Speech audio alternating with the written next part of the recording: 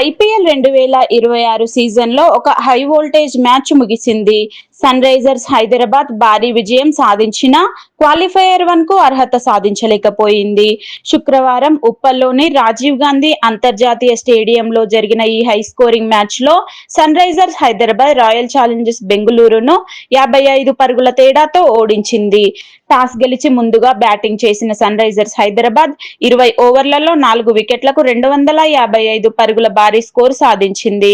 అభిషేక్ శర్మ 22 బంతుల్లోనే 56 పరుగులు, ఈశాన్ కిషన్ 46 బంతుల్లో 79 పరుగులు, హెన్రిచ్ క్లాసెన్ 24 బంతుల్లో 51 పరుగులు చేసి విధ్వంసం సృష్టించారు. Nitish Kumar Reddy 29 not out, Travis head 26 పరుగులు చేసి దూకుడు చూపించారు. ఆర్సీబీ బౌలర్లు పూర్తిగా చెల్లామందిరమయ్యారు. రసీక్ సలాం 2 వికెట్లు తీసినా భువనేశ్వర్ కుమార్ మరియు జోష్ హేజిల్వుడ్ లాంటి ప్రధాన బౌలర్లు 50 పరుగుల పైనే ఇచ్చి నిరాశపరిచారు.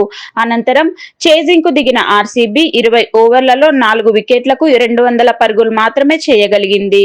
కెప్టెన్ రజత్ పాటీదార్ 56 పరుగులు, వెంకటేష్ అయ్యర్ 44 పరుగులు, కృణాల్ పాండ్యా 41 నాటౌట్ తో పోరాడినా మిగతా బ్యాట్స్మెన్ నిరాశపరిచారు.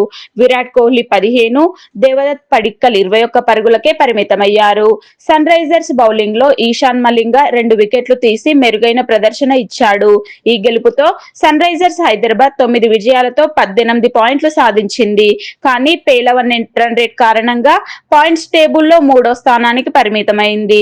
90 పరుగుల తేడాతో గెలిస్తే టాప్ 2లోకి వెళ్లేవారు.